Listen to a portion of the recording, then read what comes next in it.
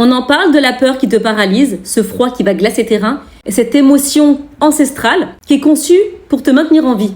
Et surtout en ce moment avec tout ce qui se dit, j'imagine l'état de ton cœur. En médecine traditionnelle, elle est directement liée à l'énergie des reins. Ça gouverne ta vitalité profonde. Une peur chronique, elle va épuiser tes réserves. Ça va provoquer une fatigue extrême et un manque de volonté. Les neurosciences vont t'expliquer que la peur, elle va renforcer tes connexions neuronales liées à la menace. Plus tu as peur de quelque chose, plus ton cerveau devient efficace pour détecter cette peur. Ça crée un cercle vicieux. Le déclic, c'est de réaliser que ton cerveau ne fait pas la différence entre une menace réelle et une menace imaginée. Plus tu te focuses dans le négatif, plus tu vas penser au négatif. Pour reprogrammer ton cerveau, tu dois lui donner des preuves de sécurité. Et la solution, c'est l'action. Par des micro-pas. Tu choisis la plus petite action possible qui va à l'encontre de la peur.